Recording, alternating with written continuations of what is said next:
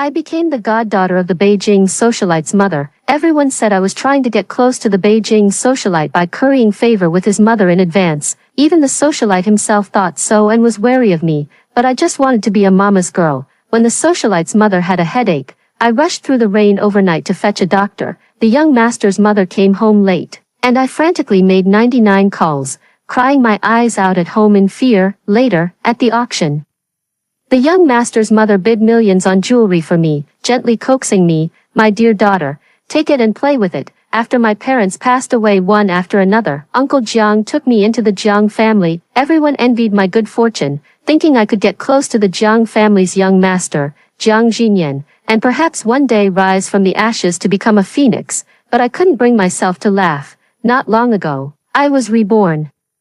Only after death did I realize that I was merely the vicious supporting character in a novel, someone who, thanks to my father saving the male lead's father, got to live in the male lead's home. Relying on the Jiang family's affection for me, I relentlessly framed the female lead. In the end, the truth came to light. I was driven out of the Jiang family, ended up on the streets, and met a tragic fate. They say heaven never seals off all exits, but when it does, there really is no way out. When Mr. Jiang led me into the living room of the Jiang family home, I spotted a well-maintained woman sitting on the sofa from afar. Hearing our footsteps, she turned her head, her gaze lingering on my face for a moment before she stood up and walked toward me. She took my hand, her voice gentle and warm. "You must be Yanqi, right?" I fixed my gaze on the person before me. She was Jiang Jinyan's mother, Lin Yening. Before this, I was Jiang Jinyan's classmate.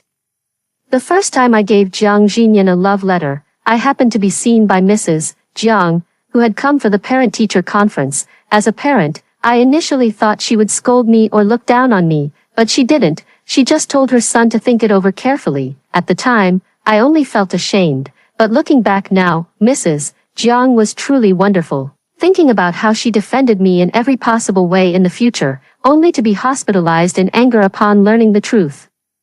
A pang of sorrow welled up in my heart, and my eyes involuntarily reddened. Auntie Jiang, aside from my biological mother, she was the kindest person to me in this world. Having lived a second life, I will never repeat the same mistakes again. Seeing this, Mrs. Jiang paused, thinking I was sad because of my mother's passing. Her eyes filled with pity as she comforted me gently. "From now on, you can live here peacefully and consider this your home." With tears in my eyes, I asked, "Can I call you Aunt Jiang, my godmother?" As soon as I said those words, everyone present was stunned. Even Mrs. Jiang was dumbfounded, but soon, she snapped back to reality and looked at me with a complicated expression. However, in the end, she didn't refuse me. "All right, woo-woo, she really is. I'm so moved I could cry." But Jiang Jinyan, who followed Uncle Jiang in, didn't have such a good attitude. He gave me a cold glance, his eyes clearly saying, "Even if you try to win over my mom, it won't work. I will never like you." I ignored him. After all, I may have lost love, but I gained a mother who truly cares for me. Thinking of this, I immediately linked arms with Mrs. Jiang and asked her softly, "Godmother, where is my room? Can you take me to see it?" I don't know how cunning and obedient this expression of mine appears in the eyes of others. Seeing this, Mrs. Jiang glanced at her son, sighed softly in her heart, and tactfully said, "Yanqi, Jinyan doesn't really like having someone living next to him. How about you stay next to my room instead?" After saying that, she glanced at my expression, expecting me to be disappointed, but to her surprise, my eyes suddenly lit up. "Sure, wow, can there really be such a good thing?" Upon hearing this, Jiang Jinyan, who was originally about to stand up and coldly reject me, froze mid-motion, his butt hovering in mid-air, and turned to look at me in disbelief. "Me? What are you looking at me for? Afraid I'll steal your mom away? Hey, that's actually quite possible, you know." I smoothly settled into the largest secondary bedroom right next to the master suite. As soon as the door opens, you can see the beautiful Mrs. Jiang. My mood instantly becomes delightful. Although Mrs. Jiang hasn't been as close to me as she was in my past life, it's okay. I'll take the initiative. Uncle Jiang is very busy with work and often travels on business, so he's rarely at home. On the second weekend I stayed at the Jiang family. Uncle Jiang went on a business trip. That night, I deliberately changed into a cute set of pajamas, brought some fruit, and knocked on the master bedroom door. "Godmother, are you asleep?" It was quiet inside for a moment before a voice came out. Not yet. Come in. I pushed the door open and entered, but was startled when I saw Mrs. Jiang's pale face. Godmother, what's wrong with you? In my past life, I did try to please Mrs. Jiang, but my heart and eyes were always on Jiang Jinyan, so I only had a vague understanding of Mrs. Jiang's condition. I only knew that she had developed health issues after giving birth to Jiang Jinyan, and would suffer from headaches whenever it rained. It was the rainy season in June, and the sky had turned dark and heavy by evening, with a torrential downpour now pouring down. Raindrops pounded against the window, thudding loudly. When I asked, a gentle smile appeared on the woman's pale face. It's an old problem, nothing serious. Once the rain stops, I'll have the family doctor come take a look. Before she could finish speaking, her brows furrowed, clearly in great discomfort. I grew anxious at once. How can we wait for that? I'll go fetch the doctor right now. With that, I put down the fruit and ran outside.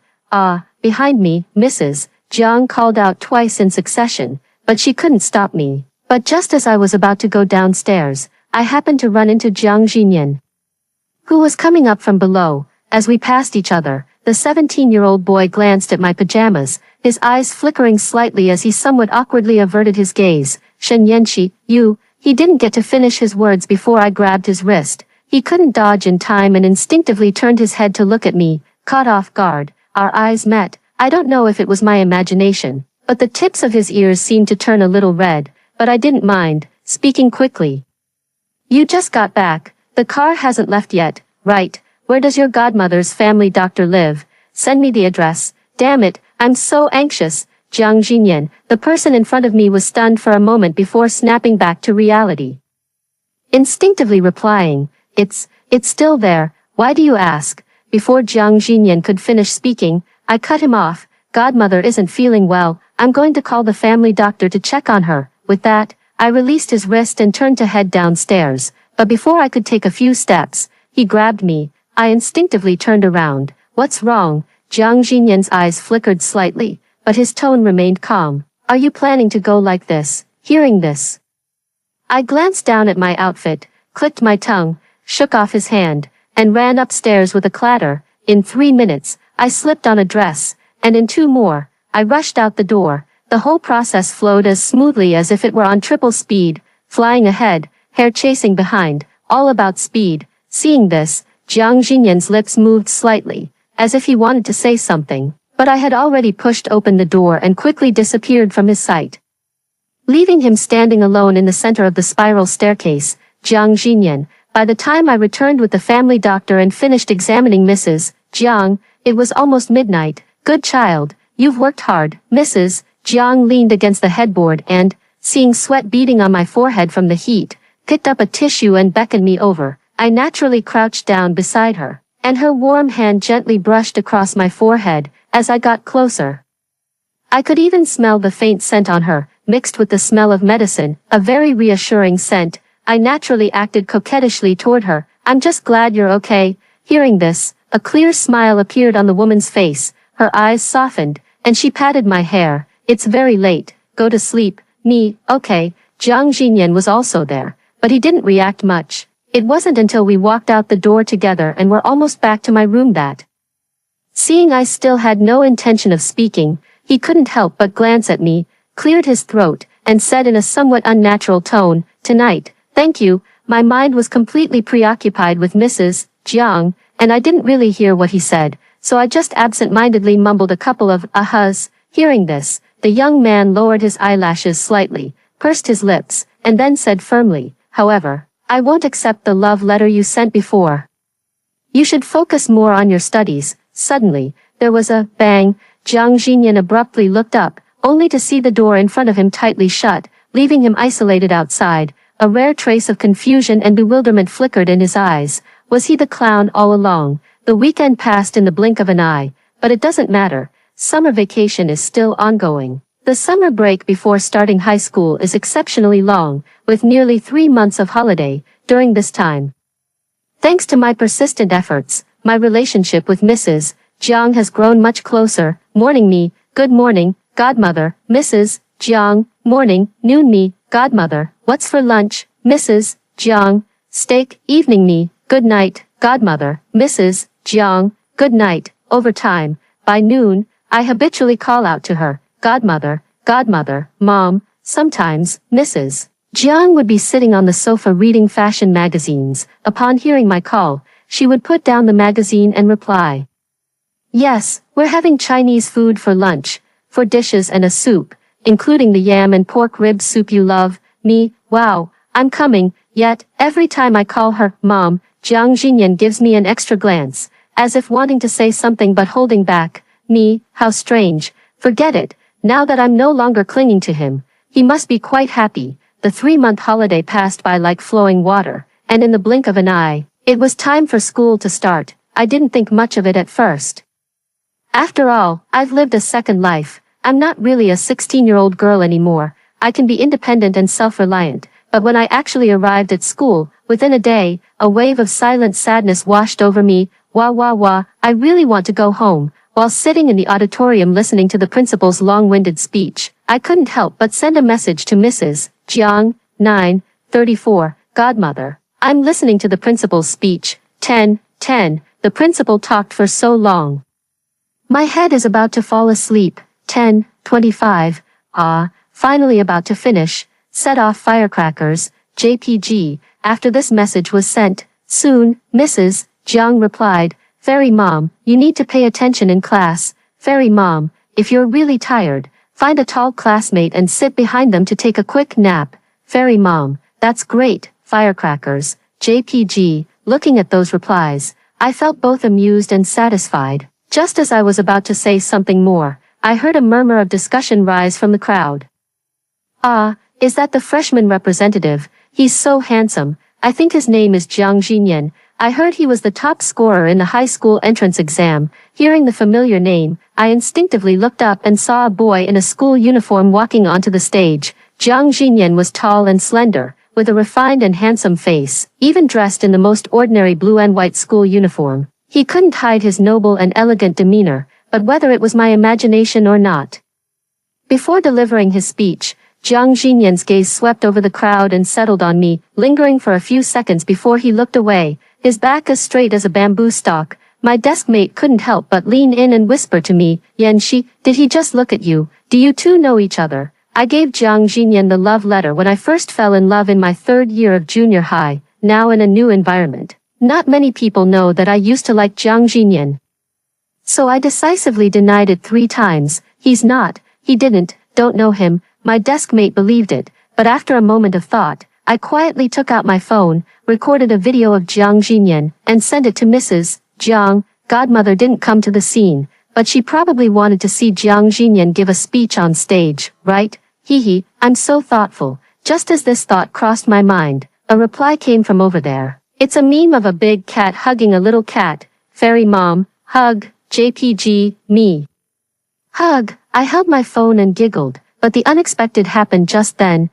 Is that about to fall? My deskmate's worried voice suddenly rang out. I was taken aback for a moment, shifting my gaze away from my phone and following her line of sight. I saw a lighting fixture above Jiang Xinyan's head swaying precariously, clearly on the verge of falling. My pupils contracted, and my heart began to race wildly, but the others clearly didn't notice.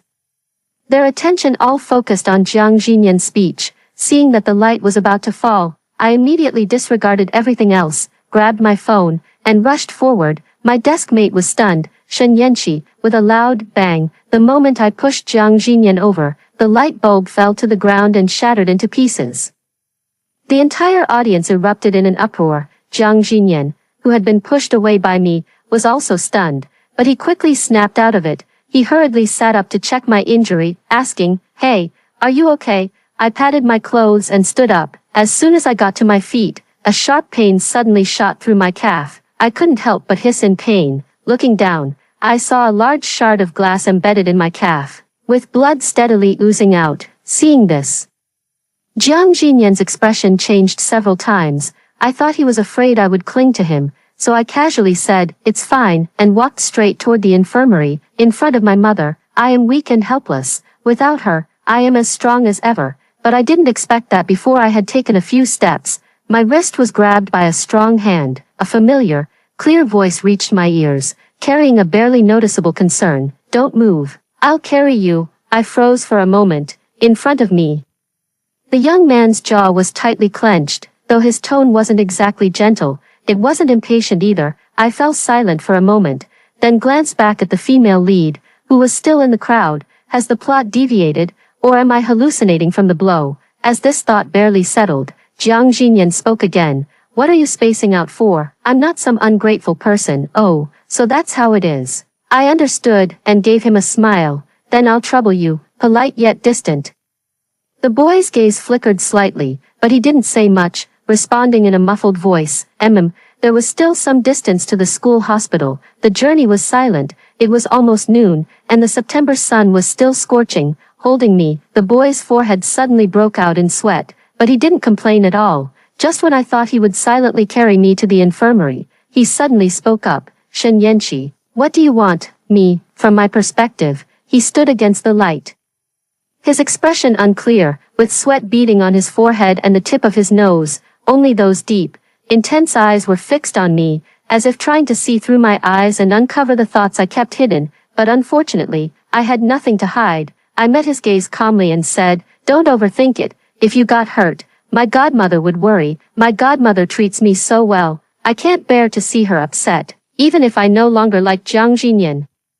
I wouldn't just stand by and watch him get into trouble, perhaps not expecting to hear such words. Jiang Jinyan's gaze trembled intensely. After a long while, he managed to squeeze out a sentence. You're injured, and we would worry just the same. He spoke so softly that I couldn't make out his words, but when I tried to ask again, he had already quickened his pace, clearly not intending to repeat himself. However, this incident was just a minor episode, and I didn't dwell on it. Still, my mood couldn't help but sour a little. When I arrived at the infirmary, the phone in my pocket suddenly rang. I hopped down from Jiang Jinyan's arms, fished out my phone, and my eyes lit up instantly when I saw the caller ID. While being helped by the doctor toward a chair, I answered the call. As soon as I opened my mouth, my voice unconsciously turned pitiful. Hello, godmother, I fell today, and it hurts so much. Beside me, Jiang Jinyan, who had been calm all along, paused his steps.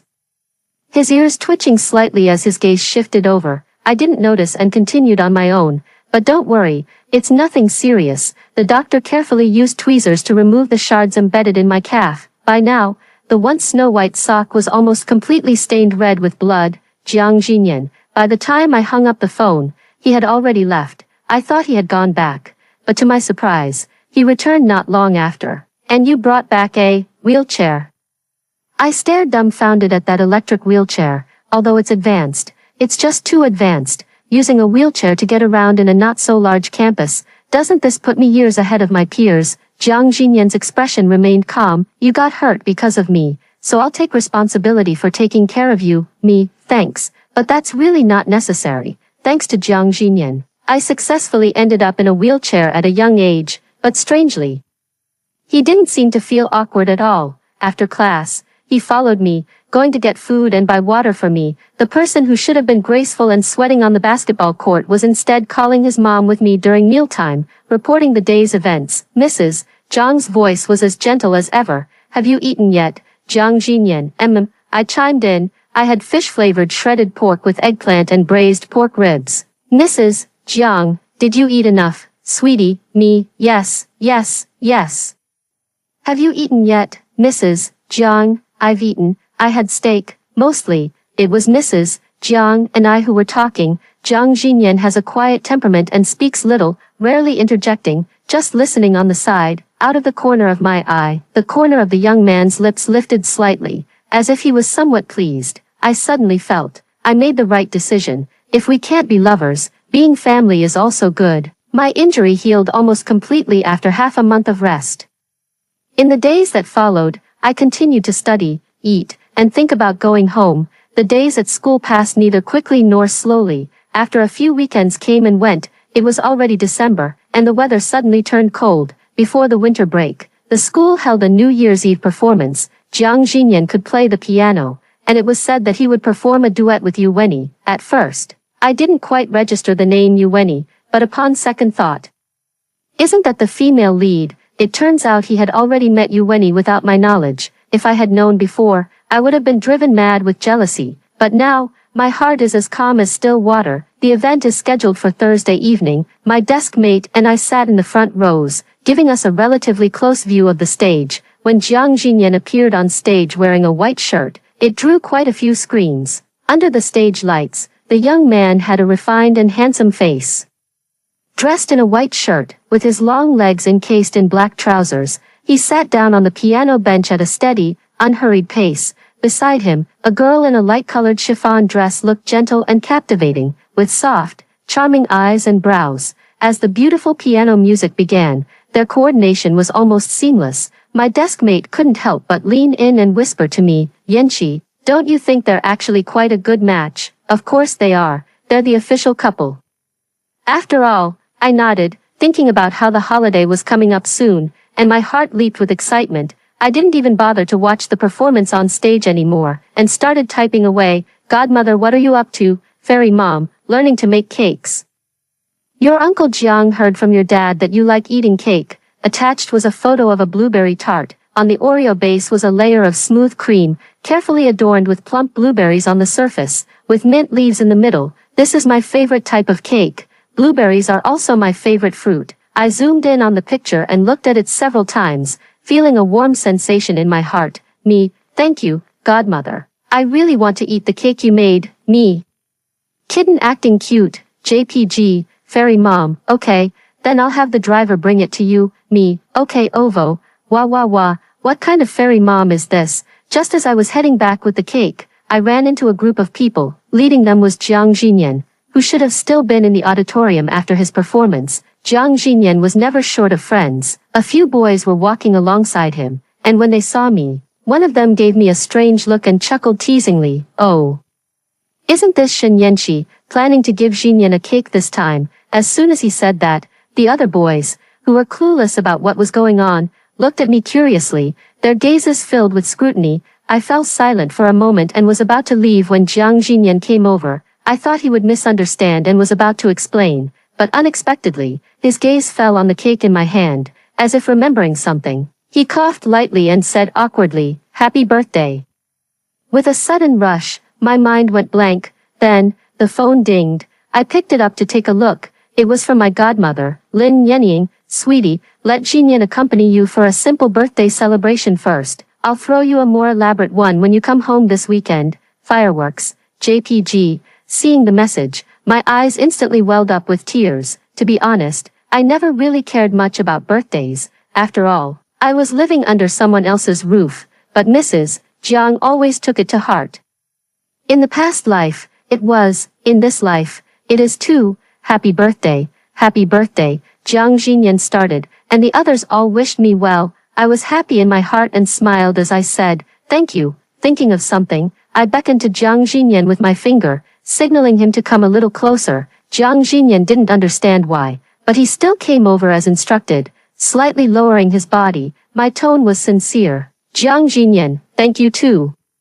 If I had been somewhat avoiding him at first, now I could face him with ease. The words fell. The boy's fair earlobes suddenly flushed bright red, and after hastily shoving the item in his hand toward me, he walked away quickly. I looked down. It was an exquisite box. Inside was a necklace. Good, I've decided. From now on I'll treat him like my own brother. Not long after, the school went on winter break. We went home together.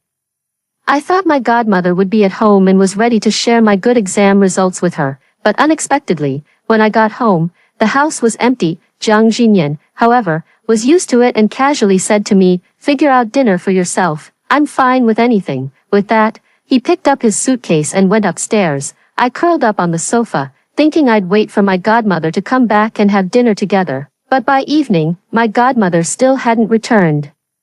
The message I sent in the afternoon also went unanswered. I had been drowsy and half asleep, but now I was wide awake, staring at the phone screen for a couple of seconds. I made a call. Beep, beep, beep. "The number you have dialed is currently unavailable. Please try again later." Beep, beep, beep. "The number you have dialed is temporarily unavailable. Please try again later." Beep, beep, beep. "The number you have dialed is temporarily unavailable. Please try again later." After making dozens of calls in a row, no one answered. Mrs. Jiang usually replies to messages quite promptly. It shouldn't take more than an hour at the slowest. This has never happened before. Could it be that something has happened? When this thought crossed my mind, my heart sank. The next moment, I jumped off the sofa and ran straight upstairs. I knocked on the door with a series of rapid taps. Jiang Jinyan. Perhaps my tone was too urgent. As the person inside opened the door almost without hesitation, Jiang Jinyan had likely just finished showering, his hair still damp and not yet dried, his narrow eyes squinted slightly, a hint of confusion reflected in his brow. What's wrong? His words froze the moment he saw my expression. When he spoke again, his voice carried a hint of panic and nervousness. Hey, why are you crying? Are there robbers downstairs? As he spoke, he glanced warily at the hallway behind me, grabbed my hand, and pulled me into the room. The door closed behind us. I handed him my phone, my voice unconsciously trembling with tears. I made so many calls, but my godmother didn't answer any of them. I vaguely remember that in the storyline, Mrs. Jiang didn't encounter any mishaps. But could it be that my deviation from the plot has caused a butterfly effect? Lost in my chaotic thoughts, I suddenly felt a flick on my forehead. I looked up with teary eyes, my hand pressed to my forehead. Just in time to meet the boy's helpless gaze. My mom just went for a beauty treatment, and her phone is probably out of battery. She goes for beauty treatments at this time every month. If you don't believe me, I can call the driver to confirm. Tears welled up in my eyes. Then call. Jiang Jinyan sighed, rubbing his forehead. Fine. The call connected quickly. A familiar woman's voice came through the phone. Jinyan, what's the matter? Jiang Jinyan glanced at me, raising an eyebrow slightly. Shen Yanqi called you many times, but you didn't answer. She was so scared she cried. I realized belatedly, my face flushing with embarrassment. On the other end, Mrs. Jiang fell silent for a moment, then her voice softened considerably. I'm sorry, my phone ran out of battery, and I lost track of time. I made my dear worry. Hearing that, good girl, my temper instantly vanished, and my voice softened. I'm fine, come back early. After hanging up the phone, my voice returned to normal in an instant, and I calmly said, then I'll head downstairs. Jiang Jinyan, how's the food? I rubbed my nose. Probably, maybe, start cooking now. OMG, I forgot about him. Winter passed and spring came, and in the blink of an eye, 2 years had gone by. During these 2 years, I didn't interfere with the relationship between Jiang Jinyan and Yuweni, but it seems that without my interference, they didn't develop much either. After the college entrance exam, summer vacation arrived once again. On the second day of the holiday, Mrs. Jiang specially made travel plans for us. Uncle Jiang had to fly abroad for a business trip, so only the three of us could go to a famous historical site. I had thought Jiang Jinyan would be unwilling to go with me, but unexpectedly, when Mrs. Jiang brought it up, the young man sat upright on the sofa and did not voice any objection. Seeing this, Lin Yanning glanced at him a few more times before turning her gaze back to me, a faint smile curling her red lips. I didn't understand why, but I couldn't be bothered to think too much about it. But by the next day, I understood. After boarding the plane, I looked at Jiang Jinyan sitting next to me and felt my vision darken. Mrs. Jiang sat a bit farther away from us. Seeing me look over, she smiled slightly,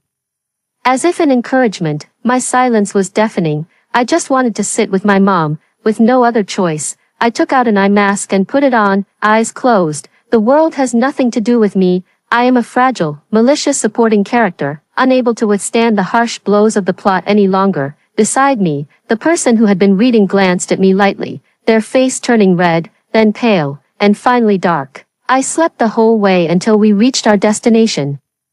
A cold voice came from beside me. Wake up. If you keep sleeping, the plane will have circled the earth 3 times. I took off my eye mask, and my eyes struggled to adjust to the sudden brightness. It took me several minutes to fully open my eyes, and when I did, I happened to meet the gaze of a strikingly handsome young man. In the sunlight, the boy's silhouette was smooth and clear, and when he turned his head, the color of his pupils was somewhat light, yet very pleasing to the eye. The only thing that ruined the beauty was the small flames flickering in his eyes. Me, oh no, I just took a nap. Who made him angry?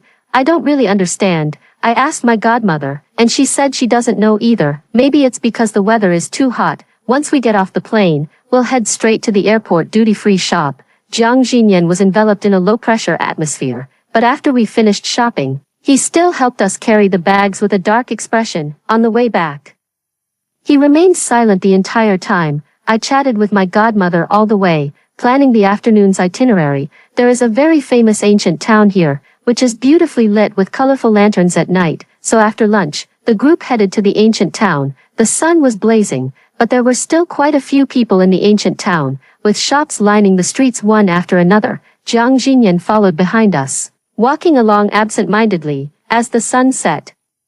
The entire ancient town seemed bathed in a golden glow, as beautiful as a fairyland. Mrs. Jiang held a camera in her hand, walking a few steps ahead of us, and said with a smile, "You two stand there, I'll take a photo of you." Upon hearing this, I paused in my steps and instinctively turned to look at Jiang Xinyan. He didn't seem to react much, standing naturally beside me. With a few click sounds, my thoughts snapped back, suppressing the strange feeling in my heart. I casually struck a few poses before walking toward Mrs. Jiang. "Godmother, let's take a few photos together too." "Sure." I took the camera and handed it to Jiang Xinyan, then wrapped my arm around Mrs. Jiang's, affectionately resting my head on her shoulder with a radiant smile. Mrs. Jiang chuckled and gently pinched my cheek, saying, "You really are a thoughtful little sweetheart. Hee. Having a mother makes a child feel truly cherished." A few steps away, the young man held a camera in his hand, a look of helplessness in his eyes. "Mom, then what am I?" "Mrs. Jiang, you, probably a drafty leather jacket." I couldn't help but laugh out loud. Godmother is just too adorable. Since it was summer, the days were long and the nights short. We wandered tirelessly for a long time, not heading back toward the hotel until the sky had completely darkened. The night breeze carried a slight chill. Mrs. Jiang and I were sticking close together, with Jiang Xinyan following behind us. Seeing this, Mrs. Jiang glanced back before shifting her gaze to me, probing. "Yanqi, you young people have more topics to talk about. Why don't you go chat with Xinyan a bit more?" I kept a straight face. "I have plenty to talk about with my godmother too." Hearing this, Mrs. Jiang sighed softly, but seeing that I didn't want to dwell on it, she didn't press further. "That's true." I didn't say anything more. When I returned to the hotel, I escorted Mrs. Jiang back to her room and was about to return to my own when Jiang Xinyan stopped me. In the dimly lit corridor, the young man looked composed and calmly asked me, "What did you say to Mom?" Hearing this, my eyes flickered slightly, recalling Mrs. Jiang's hint. I instinctively looked up. In front of me, the young man stood a head taller, his eyelashes lowered, allowing me to clearly see his thick, long lashes. His nose was high and straight, his lips neither too thin nor too thick. A face that was stunning at first glance. To be honest, Jiang Xinyan truly has the qualities that make people like him. The person I used to be, liked his outstanding appearance. I like his excellent grades. I like his aloof personality. But forcing something that isn't meant to be is truly unsatisfying, doesn't quench thirst, and can even be deadly. I stared at him and suddenly said, "Jiang Xinyan, you don't like me, do you?" Hearing this, the young man's expression stiffened. I smiled and said, "Let's become sworn siblings. From now on, I'll treat you like a brother." Look at how clever I am. If you can't beat them, you can always join them. Following the male lead is always a safe bet, but I didn't expect the person in front of me to suddenly darken his expression, his tone slightly heavy. "You want to call me your brother?" Seeing his displeased expression, I instinctively thought he was unwilling. "All right. Then forget I mentioned it. Anyway, having a godmother is enough for me." I turned and entered the house, closing the door behind me. Little did I know, the young man, who had originally had his hand in his pocket, paused, then pressed it back in, revealing only a corner of a pink envelope. By the time the trip ended, the college entrance exam results had also been released. I performed exceptionally well in the college entrance exam and got into Tsinghua or Peking University. On the day I received the admission letter, I immediately shared the joy with my godmother. "Godmother, I made it. In my previous life, my mind was completely occupied by Jiang Xinyan, and I didn't care about studying. After the college entrance exam, the Jiang family sent me abroad for further education. Over the past 3 years, I worked tirelessly and finally managed to prove myself." In the living room, I held the admission letter and spun around. Mrs. Jiang sat on the sofa, her eyes and brows filled with a smile. "Our Yanqi is truly amazing." I snuggled up to her, wrapped my arms around hers, and my eyes sparkled. "So, is there any reward?" Hearing this, Mrs. Jiang smiled and tapped my forehead. "What do you want?" I thought for a moment. Reward me with a hug. The others were both amused and exasperated. Mrs. Jiang followed through and hugged me, ruffling my hair. All right, I snuggled in her arms and added, and delicious food too, Mrs. Jiang. Okay, woohoo, so happy. Later, after I graduated from university, Mrs. Jiang took me to an auction. All the attendees were well-known figures from various fields. She calmly introduced me to her acquaintances, saying, "This is my daughter." I linked arms with her, wearing a perfectly appropriate smile on my face. Then, the auction officially began. I don't have much interest in those expensive pieces of jewelry. I just glanced at them a few more times subconsciously, but I never expected that the next moment, the person next to me raised a paddle. 10 million. The starting bid was 5 million. I was startled and gently tugged on Mrs. Jiang's sleeve, whispering in a voice only the two of us could hear, "Godmother, I don't need such an expensive necklace. That sapphire necklace is indeed beautiful, but it's just too expensive." Mrs. Jiang, however, didn't seem to mind. Only after confirming that the item had been successfully bid on did she turn to look at me, smiling lightly as she said, "What's the big deal? Just take it and enjoy it. If the money runs out, let your uncle Jiang and Jiang Jinyan go earn more." At this point, as if feeling that her words weren't quite reassuring enough, she added, "Don't worry. If both of them turn out to be unreliable, your godmother has enough money to support you." Wah, she really is. I'm so moved I could cry. When we came out of the auction house, all happy and cheerful, Jiang Jinyan's Maybach was already there. Years had passed, and he had shed the youthful innocence of his teenage years, gaining a touch of maturity. When his deep gaze fell upon me, it held an emotion I couldn't quite decipher. The tone remained cool and detached. "Let's go home."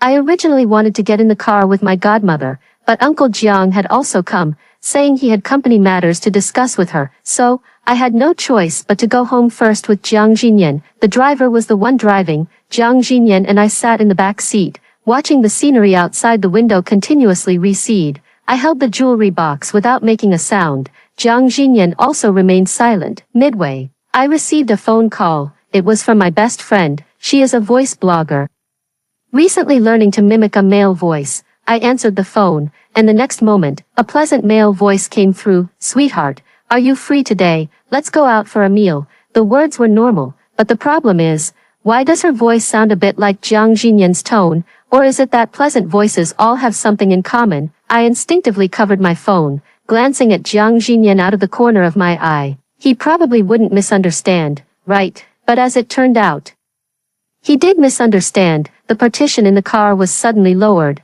Before I could say anything, the person sitting beside me spoke up, his voice somewhat low. "Shen Yanqi, if I were to say, what if I accepted your confession from that year now? Would it be too late?" My heart trembled slightly. What does that mean? But he seemed serious, turning to look directly into my eyes. "I don't want to be your brother, me."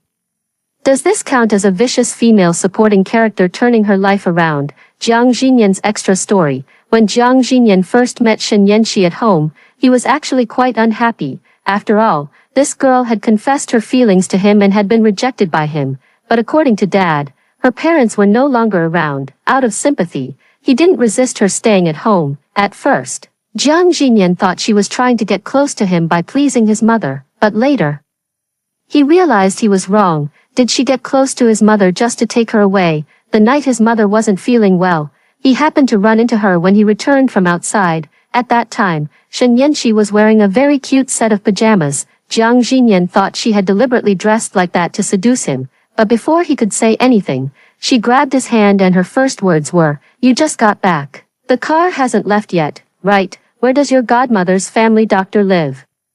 Send me the address." After saying that, she was about to run off. He called out to stop her. How could she go out dressed like that? She seemed to realize it too, and within minutes, she went back to change into a strangely colored dress. Without even tying up her hair, she rushed off in a hurry. He was stunned. Was this still the same pretentious Shen Yanqi he knew? Ever since that day, his gaze would unconsciously fall upon her.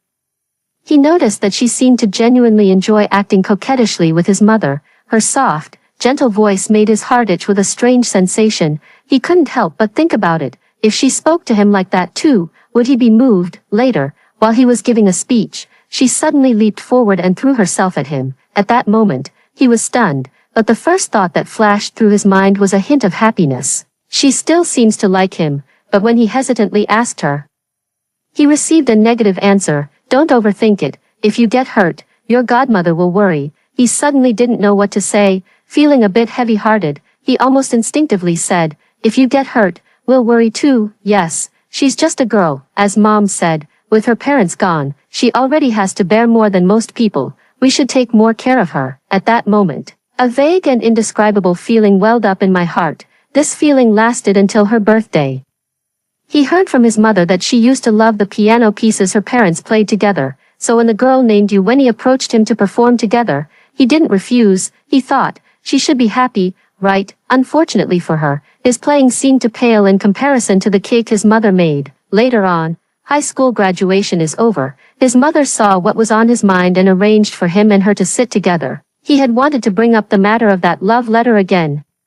He wanted to say that he had started to like her a little, but she slept soundly with her head covered. He was angry the whole way. She remained completely unaware. Even that night, when he finally mustered the courage to confess his feelings, she said to him, let's become sworn siblings, sworn sisters. He felt as if he had gone deaf, but there is still plenty of time. He would catch up with her eventually. The end. The school bully confessed to me, and I was just about to reject him. Then I saw a line of subtitles in the air. Say yes. He'll die in a fire for you in the future. The second male lead is so pitiful, loving someone his whole life but never getting them. This sentence seemed to unlock my meridians, making me remember everything that happened in my past life, suppressing the turmoil in my heart. I looked up at him. The school bully, who usually acts all high and mighty, was as nervous as a child in front of me. Seeing that I didn't speak, a flicker of regret crossed his face. I get it, Su-Zhen, I won't bother you again in the future. As if I hadn't heard him, I flashed a sweet smile, stepped forward, and threw myself into his arms. Ji Yunzhou, I agree to be your girlfriend, now, and always will be. I clearly didn't use much force. But he suddenly stumbled backward 2 steps and leaned against the wall. What did you say, Su-Zhen? You, don't mess with me. His tone was obscure, his voice gradually lowering. My heart twinged, and suddenly, memories of my past life flashed through my mind. Every time I felt anxious and insecure because of Lu Yubai, he would rush to accompany me, to comfort me, always with that same expression. A dense, piercing pain chilled my entire body. I held him even tighter, then looked up. The fine strands of hair on Ji Yunzhou's forehead swayed gently in the breeze, and the captivating peach blossom eyes seemed to have lost a bit of their usual sparkle. My voice trembled. I'm not lying to you. Believe me, this time will be fine. He tilted his head, his jawline tightening. Why are you saying these things? Why did you agree to be with me? The pain from my previous life before death. The panic of suddenly being reborn. All the grievances I had built up in my heart came crashing down like a mountain collapsing. Ji Yunzhou, what are you asking? Weren't you the one who confessed to me today? I agreed, but you're not happy at all. And now you're asking me this kind of question. Tears as big as beans streamed down my cheeks, and I cried so hard I could barely catch my breath. He panicked, his limbs stiffening as if he were holding a rare treasure. His arms lifted and then dropped, never daring to touch me. Su-Zhen, don't cry. He lowered his head, his lips pressed tightly together, his warm fingertips brushing across my cheek. It's okay, even if you cry until you look like a little kitten, you won't be dull. In my heart, you are the most dazzling, the most precious. That sudden remark made me unable to hold back my voice, the wind whistling through the gaping hole in my chest. I understand now why he confessed to me. Yesterday in my past life, the school held a long-distance running competition. Just because Lu Yubai casually mentioned that the prize looked nice, I desperately wanted to win the championship. I don't like running, and my stamina is poor. Even an 800-meter run can take my life, let alone a 3,000-meter long-distance race. However, the desire to hear Lu Yubai praise me pushed me to keep going, even though I fell twice on the plastic track, scraping my knees until they were bloody and bruised. After receiving the prize, I limped over to him, crying. Sweat, tears, and dust mixed together, leaving streaks of grime on my fair face. When I entered the classroom, he was leaning against the wall, enjoying the air conditioning and sipping on fruit tea that another girl had given him. I licked my dry lips and carefully handed over the prize. Lu Yubai, you said it looked nice, so I wanted to give to you. He glanced at it indifferently. Did I say that?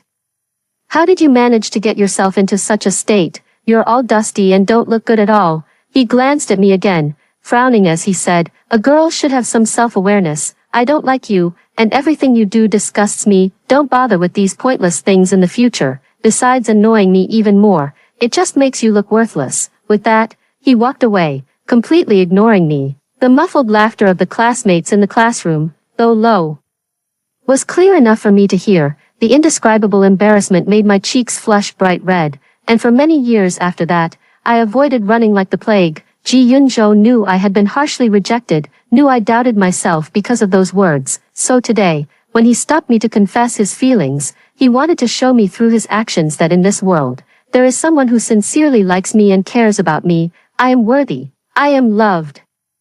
Ji Yunzhou's affection was never just empty words. His feelings were tangible, wanting to envelop me completely. But in my past life, I didn't understand. His sudden actions only made me, at that time, extremely sensitive, thinking that he was also laughing at me, pulling myself out of the memories. I wiped my face, looking at his thin lips so close at hand. I steeled my heart, stood on tiptoe, and kissed him. I wrapped my arms around his neck, lingering on his cool lips. He seemed to be under a spell, not moving at all. Finally, I gave a lick, then a bite, leaning against his chest, slightly out of breath. His whole body was still rigid. I couldn't help but curl the corner of my mouth, deliberately provoking him. Ji Yunzhou, where's your school bully's prestige?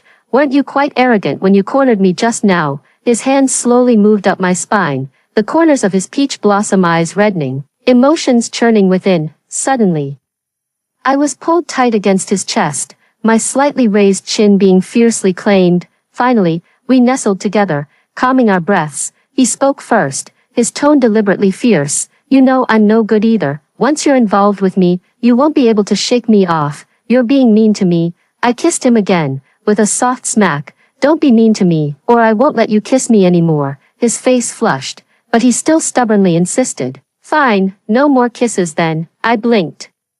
It's okay, even if you're mean, I'm not afraid of you. I know you like me. He gritted his teeth, looking utterly helpless, his voice tinged with a hint of inexplicable resentment. Su Zhen, I don't know what's going on, but something's off with you. How could you see me when Lu Yubai is here? If you're going to play with me, make it last a little longer. Hearing this, my heart ached. Indeed, in my past life, my affection for Lu Yubai was so openly known by everyone. Now, with just a few casual words, how could I expect him to believe me? It's okay, there's still time, we have plenty of it.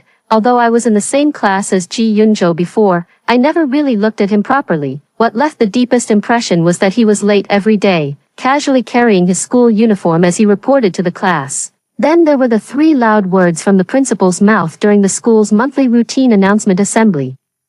Yet it was this very person who silently stood by me for over a decade, from high school to university, and later into the workforce. Friends came and went, but only he remained by my side. During that time, I refused him countless times, but I couldn't drive him away. Sometimes, when I was in a good mood, I would joke, Ji Yunzhou, I remember you used to be the school bully. You don't seem like that at all now. You've changed quite a bit. In reality, he hadn't changed. It was only in front of me that he was willing to work hard and restrain his temper. It wasn't that I couldn't feel Lu Yubai's hot and cold attitude toward me, but liking him had become a habit, and every breath I took was filled with pain. I went to a bar to drown my sorrows, and as I kept repeating Lu Yubai's name, he silently downed one drink after another. I threw up, and he patted my back. When I refused to get in the car, he carried me home step by step.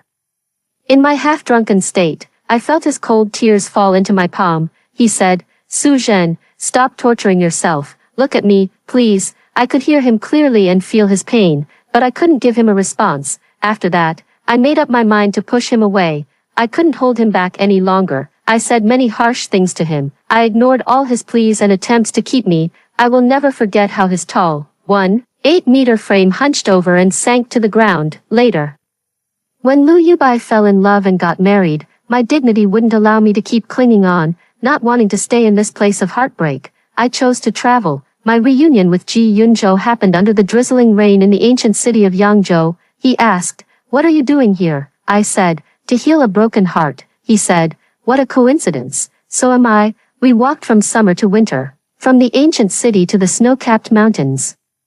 From the moment he first held my hand on the journey and I didn't refuse, things between us just kept getting better, and we spent a sweet time together. Just as we were about to get married, I was kidnapped by Liu Yubai's enemy. The abandoned factory was drenched in gasoline, but he rushed toward me without a second thought, holding me tightly and saying, "What a pity, we've only just begun. If we could start over. Be sure to open your eyes wide. Don't like him, like me." He paused.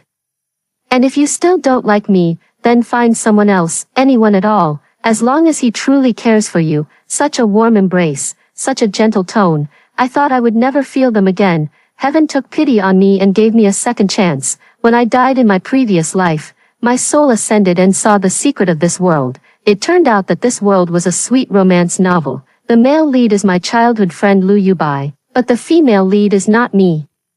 His little childhood sweetheart.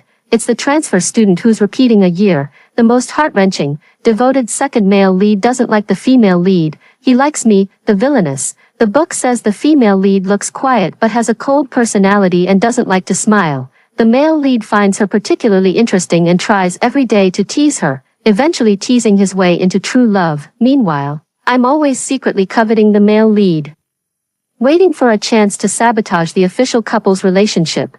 But in reality, it wasn't like that. It was Liu Yubai who targeted my family background, kept stringing me along, manipulating me, and making me do many favors for him. In the end, I was even implicated and got kidnapped, perishing in a fire along with Ji Yunzhou. What's even more ridiculous is that the reason he ended up with the female lead wasn't because they were in love, as the book claimed.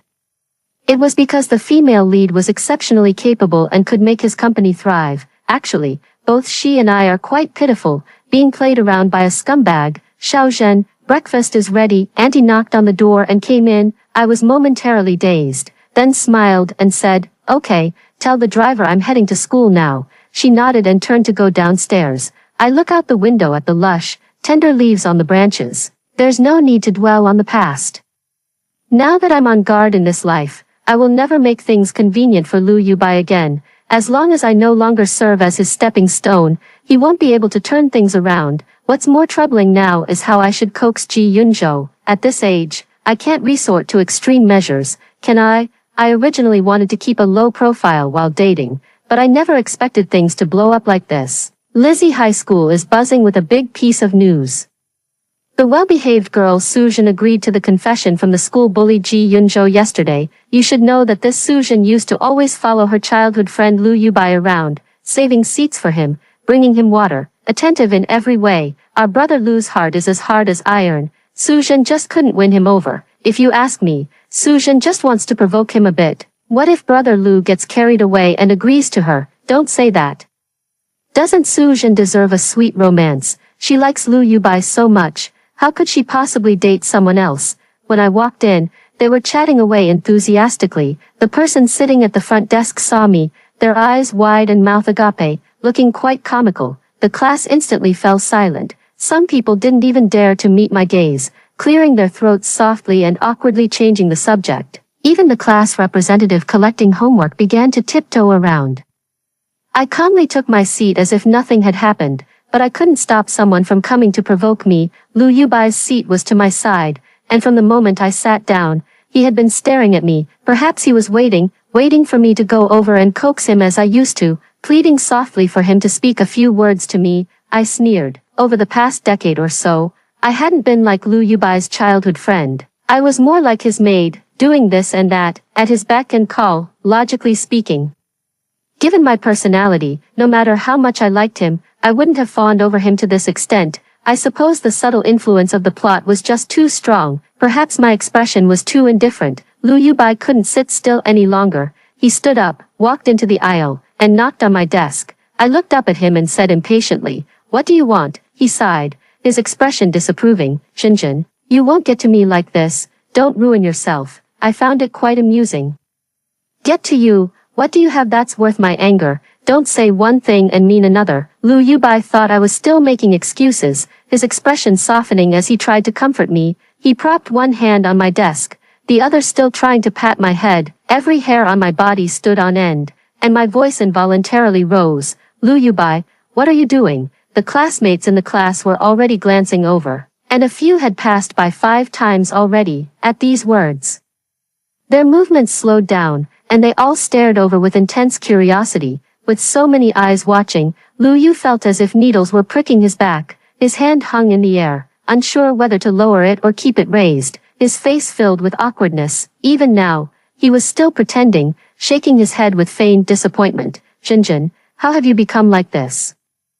I've come to make up with you, so stop being stubborn. A girl should know how to respect herself, he said with a grave expression. Besides, my patience has its limits. Jinjin, you need to know when to stop. How thick-skinned must he be to still think I'm provoking him at this point? I looked him straight in the eyes and said, word by word, listen carefully, I'll only say this once. I like Ji Yunzhou now, not you anymore. He sighed as if he had heard some unbelievable tale.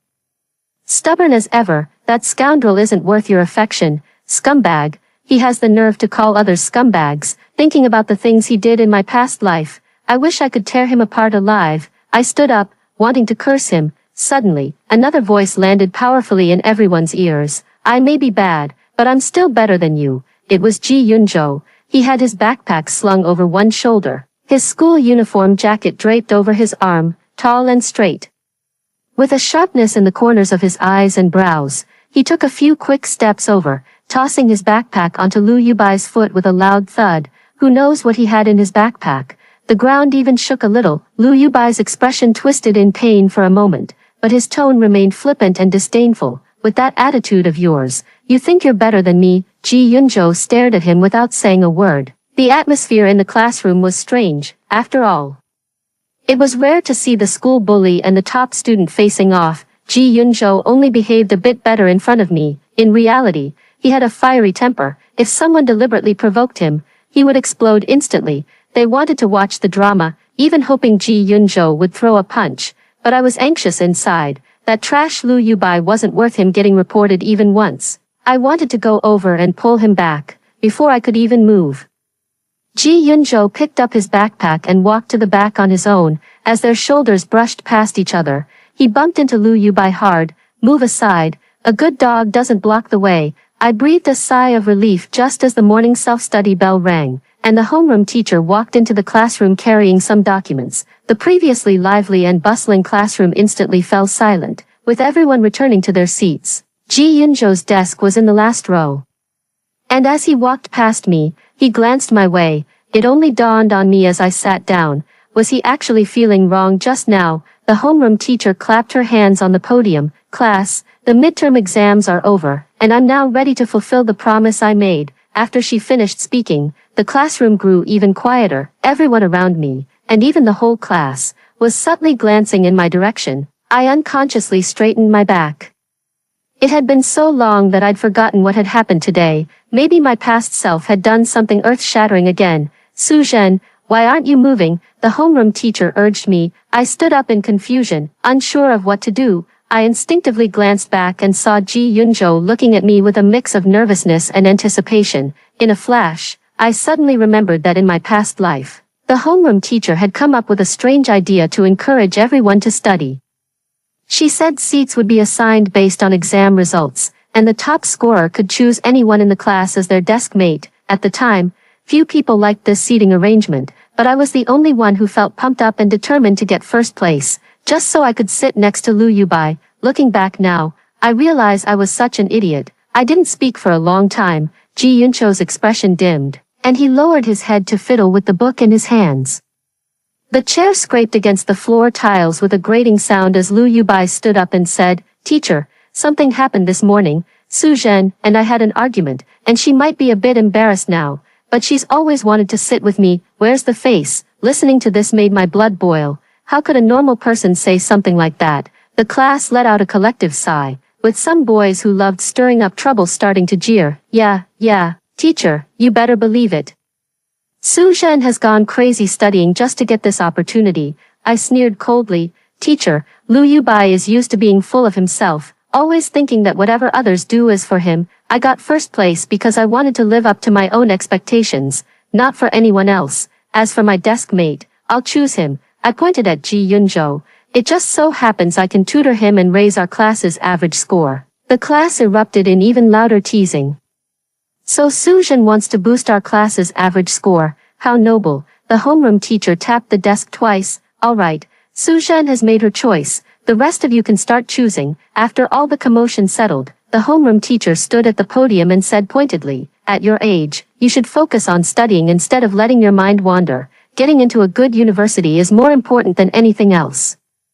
Suzhan is dedicated to her studies and even helps classmates who are struggling academically. Such behavior is truly commendable. After saying this, she turned to head back to her office. Just as she reached the door, she remembered something and added, Lu Yubai, come to my office after class. His earlier remarks had led the homeroom teacher to mistakenly believe that he had feelings for me. Serves you right. Once you step into the office, don't expect to come out unscathed. After class, Lu Yubai's good buddy walked over to me, whistled, and sneered, damn, Sister Sue, you're really something when it comes to twisting the truth. Lu Yubai, the model student, got called into the office for the first time. If you're so eager to stand up for him, why don't you just blow up the school and rescue him? What's the point of showing off in front of me? I retorted with a smile. They were about to say something when Ji Yunzhou, sitting on the outside, stretched out his leg and kicked the table off balance. What's up? Still want to wait for me in the school's back alley so we can have some fun? As soon as the words fell, their faces turned from green to pale. They muttered a curse under their breath but ultimately didn't dare say anything more, pushing and shoving each other as they all left. The school bully truly lived up to his reputation. With just one sentence, he scared everyone away. After everyone had gone far away, I whispered in his ear, now do you believe I don't like Lu Yubai? He didn't say anything, so I pressed on. I've really turned over a new leaf. You can keep an eye on me from now on. I rested my chin in my hand and watched him for a moment. His cheeks suddenly flushed, spreading all the way to his neck and the back of his ears. I really love this innocent Ji Yunzhou. He turned his head uncomfortably, grumbling. Stop looking, I'm not as good looking as you. I laughed out loud. Alright, I won't look anymore. You haven't had breakfast, have you? I brought 2 portions today. I took it out from the desk drawer and handed it to him. He glanced at the contents of the lunchbox, a bottle of warm milk and a few custard buns. Did you bring this especially for me? He looked at me, his eyes dark and unreadable. I didn't notice anything off about him. Who else would it be for? His voice was low. I heard you often bring these 2 things for Lu Yubai as breakfast. It was prepared by the housekeeper. I forgot to tell her to stop making these 2 things. I quickly explained. It has nothing to do with Lu Yubai. If you don't want to eat it, then don't. I wanted to take the lunchbox back, but he pressed it down, the corner of his lips curling slightly upward. Since it's already here, don't let it go to waste. He looked down for a moment, his eyes unreadable, then picked up the milk and drank it all in one go. After finishing, he looked at me, his expression cheerful, like a big dog waiting to be praised. Perhaps I've already found the right way to coax him. He went to get the custard buns again, and I just watched him eat quietly. But out of the corner of my eye, I saw the red rashes appearing one after another on his neck. I grabbed his hand. Ji Yunzhou, what's wrong with you? He scratched it carelessly a couple of times. I don't know. Maybe it's from the wind. I thought of his unusual reaction to the milk earlier, and my heart tightened. Are you allergic to milk? He fell silent, opening his mouth as if to say something. I interrupted him, my eyelashes trembling slightly. Don't lie to me. He hooked his hand with mine. I am allergic, but it was the first time you prepared breakfast for me, and I wanted to eat it. My eyes reddened. Are you stupid? We have plenty of time in the future.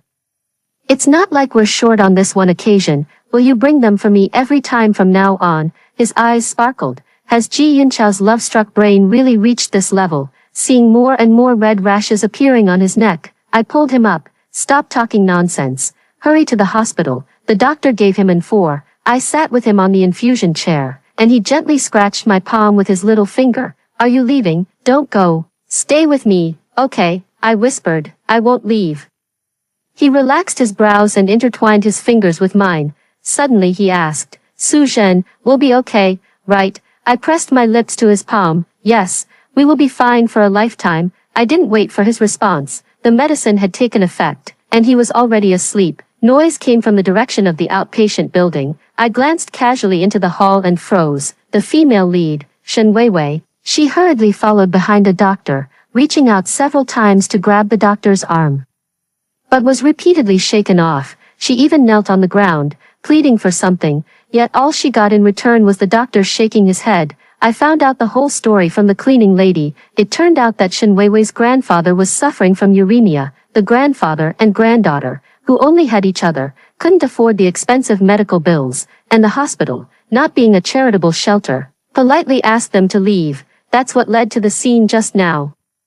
I couldn't help but stand up, watching Shen Weiwei kneeling on the ground, her back trembling as she cried. The tide in my heart surged. Shen Weiwei was a rare talent in game programming. In the coming years, mobile games would usher in a peak period of development. My fingers trembled slightly. Lu Yubai, I'm sorry, but this time I'm going to beat you to it. I gently placed Ji Yuncho's hand on the armrest, then quickly walked toward the female lead. By the time I approached, she had already stopped crying, only burying her face in her palms. I watched her quietly for a long moment before speaking. Shen Weiwei, she slowly lifted her head, revealing those swollen, red eyes, and looked at me warily. Who are you? I smiled sincerely, extending my hand to her. Hello, I'm Su Zhen. I've heard of your reputation, sweeping all the gold medals in last year's city-level math, physics, and chemistry competitions. She avoided my hand, her expression growing even colder. What do you mean? I smiled, my eyes curving into crescents. I can help treat your grandfather's illness. She pushed herself up from the ground. There's no such thing as a free lunch. What do you want from me? I have the funds and you have the skills. We can achieve mutual success through collaboration. I gently shook her fingertips. Trust me, I won't let you down like others have. She hesitated. I'm just a bit better at academics. Don't set your expectations too high. My eyes lit up with confidence. I trust my own judgment. Time waits for no one. I called home and asked them to arrange follow-up treatment for Shen Weiwei's grandfather. I hung up the phone and suddenly remembered. Are you transferring to Lizzie tomorrow? Shen Weiwei nodded. Lizzie Middle School offers a higher scholarship. I smirked mischievously and whispered in her ear. Be careful of someone named Lu Yubai. He's really good at pretending. He's a total creep. She looked serious, indicating she had taken it to heart. We can't afford to waste any more time. If Ji Yunzhou wakes up and doesn't see me, he'll get angry again. I have something to take care of, so I'll be leaving first. Shen Weiwei said. All right, see you tomorrow at Lizzie. As I walked back, I was thinking about how to completely convince my dad to fire the family driver, who happens to be Lu Yubai's father. As soon as I entered the outpatient department, a gaze as tangible as a physical presence fell upon me. Ji Yunzhou had already finished his 4-drip, sitting in a chair with his legs spread wide like a boss, watching me without saying a word. I stopped in my tracks, feeling a bit guilty inside. After all, I had promised to accompany him. He wasn't moving, but I had to. If I couldn't appease him today, who knows how awkward things would get tomorrow. I can explain. I just saw someone important and went to meet them briefly. See, I came right back, he said gloomily. Right. Everyone is more important than me. When we were together, you said all the sweetest things, but once you got what you wanted, you stopped caring. I think you just wanted to play with me. I coughed twice. That made me sound like a total jerk. I quickly apologized. I'm sorry. It won't happen again. His eyelashes lowered. Su Zhen, you know what kind of person I am, but I've never dared to lose my temper in front of you. Afraid that you'd get angry and leave me. Damn it. This man really makes my heart ache. I want to pull him into my arms and comfort him properly, but he suddenly changes from his pitiful demeanor just now and stands up. The sunlight cannot penetrate his broad back, and the shadow slowly engulfs my entire being. He pinned me against the wall. All my escape routes were blocked, leaving me with no way out. His tone was dangerous. Su Zhen, you once said you liked gentle, sweet guys, so I played the part of a well-behaved puppy in front of you. But in the end, am I really less important to you than that person? This guy is so jealous. I leaned in close to his lips and sniffed. Wasn't your breakfast milk? How did it turn into vinegar? He pushed my forehead away with a single finger. Cut it out. Remember, I'm the most important person to you after your mom and dad. He already was. In my mind flashed the image of him holding me tightly and murmuring to himself just before my death in my past life. If he didn't know, I would just say it over and over again. You've been one for a long time. I pressed my cheek against his, sighing softly. Ji Yunzhou, I love you. Ever since those 3 words were spoken, Ji Yunzhou has become even more clingy. Aside from going to the bathroom, he follows me everywhere I go. Although it sometimes feels a bit overwhelming, What girl can resist the feeling of being treasured deep in someone's heart? Even my close friends, who usually hang out with me, can't stand it anymore. You two are always stuck together like glue. Have you ever considered how it makes the onlookers feel? It's making me want to fall in love too. I warned her. No. Puppy love will only hold back your studies. Don't you want to get into university? She burst out laughing. Double standards. Double standards. The morning reading bell rang, and the homeroom teacher brought Shin Weiwei into the classroom. She introduced, "This is our new classmate Shin Weiwei. Let's give her a round of applause." A scattering of applause echoed in the classroom, with curious gazes falling upon Shin Weiwei. I saw a flicker of light in Lu Yubai's eyes, which had been gloomy for a long time, because he sensed the presence of a kindred spirit. Lizzie High School is a private institution where most students come from wealthy or influential families. A small portion are specially recruited by the school to ensure a high college admission rate. Just like Shin Weiwei, in reality, Lu Yubai doesn't fit into either category. He was admitted because his father pleaded with my family to get him in, back when his father worked as a driver for my family. He was involved in a car accident that left him with a permanent leg injury. My father felt guilty, so he treated them as benefactors. This family happened to be first-rate actors, leveraging their supposed kindness for over a decade. Lu Yubai's food, clothing, and daily expenses were all on par with mine, and everyone in the class thought he was a rich second-generation heir. In the past, because I liked him, I never exposed the truth, but sometimes, you really don't have to give him any face.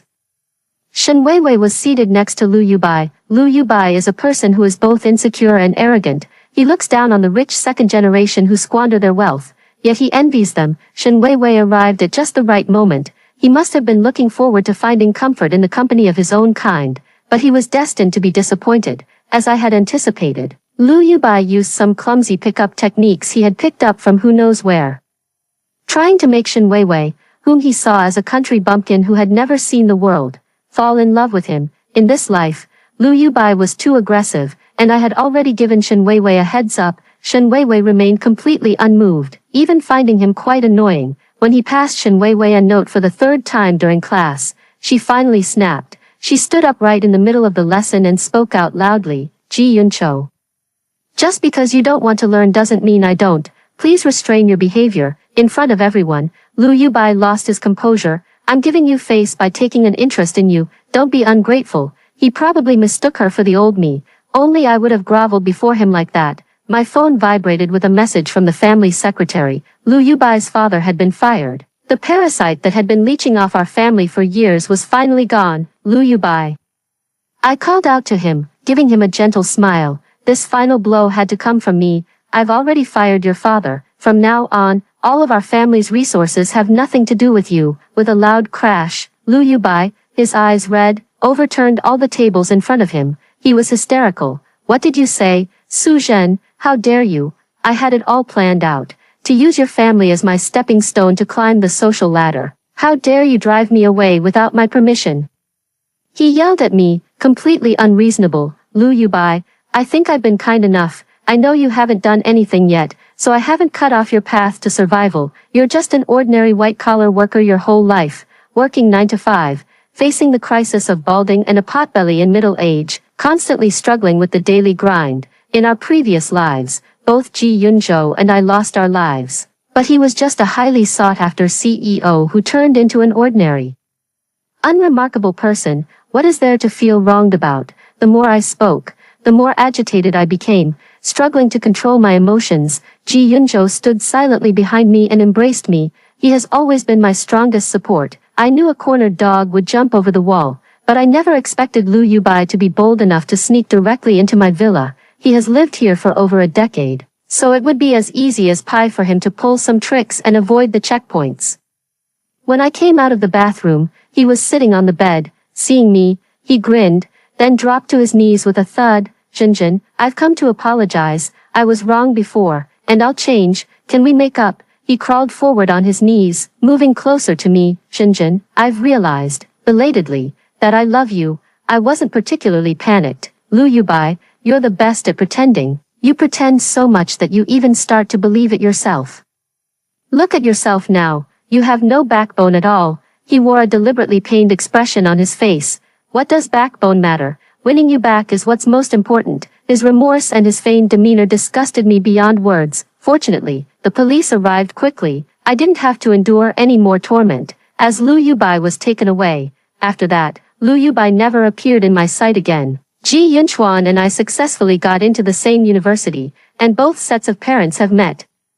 We planned to get married after graduating from college. The pure white veil obscured my blurred vision. After 2 lifetimes, I finally wore the wedding dress I had always dreamed of and married the person I love most. End of main story. Extra chapter. Male lead's perspective. Previous life. I had just gotten home from working overtime. Completely exhausted, when I received a call from the bar staff. The moment I saw the caller ID showing Su Zhen, an uncontrollable surge of joy washed over me. She always pushes me away, and it had been a long time since she last called me. I hurriedly pressed the answer button, but the voice on the other end wasn't Su Zhen's. Mr. G, is that you? We're staff from Duzhou Bar. Miss Su is drunk. Your number is the only one in her phone that we could reach. Would you be able to come pick her up? Drunk again, my heart aches with pain.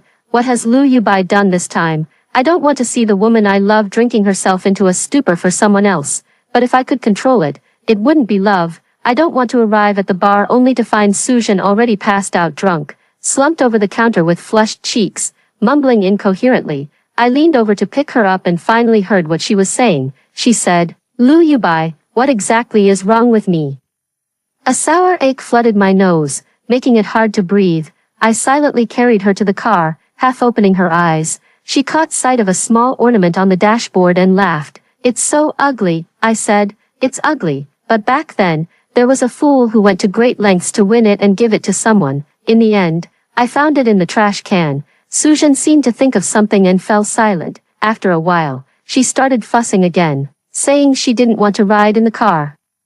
I had no choice but to carry her on my back and walk back step by step. The weight on my back was a feeling I had longed for a long time. I walk very slowly. Even a passing child says, wow, this big brother is so nice. Yes, I am so nice. Su Zhen, why can't you feel it? The wind and sand blur my eyes, and cold tears slide down my cheeks. Su Zhen, don't torment yourself anymore. Look at me, my back is silent. I received no response. After that, my relationship with her hit rock bottom. She said a lot of harsh words that she thought were hurtful, and I knew she wanted to keep distance between us. I couldn't bear to add to her troubles, so I took the initiative to distance myself from her. I heard that Baohua Temple in Yangzhou is very famous, especially for seeking marriage. I knelt before the Buddha for an entire day, only to receive the result of fate without destiny. It's okay, the Buddha says that life is cyclical. If this lifetime doesn't work out, then I'll pray for the next one. 999 volumes of scriptures. 3000 Kouthouse. Buddha, I beg you, please hear my voice. Later, Liu Yubai got married. I ran into Su Zhen in Yangzhou, and she looked terrible. I didn't dare approach her rashly, afraid of upsetting her. She sat in front of the corridor, gently stroking the drizzling rain. I closed my eyes for a moment, and in the end, I couldn't help but hold an umbrella over her. She turned back to look at me, and that glance was surprisingly filled with delight. We walked from summer to winter, from the ancient city to the snowy mountains. Starting from the moment she didn't refuse my hand on the journey, things between us grew better and better, and we spent a sweet time together. She was even willing to marry me, and in that moment, my world turned upside down. But she was kidnapped, the abandoned factory was drenched in gasoline, and the fire ignited, leaving her curled up alone on the ground. So this is what it means to be destined yet not fated. My heart felt as if it were being torn apart, leaving only one thought: don't keep her waiting any longer, she must be terrified. I rushed over without a second thought, holding her tightly as I said, what a shame, we've only just begun. If we could start over, be sure to see clearly. Don't like him, like me? I paused. If you still don't like me, then find someone else. Anyone will do, as long as he's sincere with you. Su Zhen. We can try again, and this time you will surely live a fulfilling life.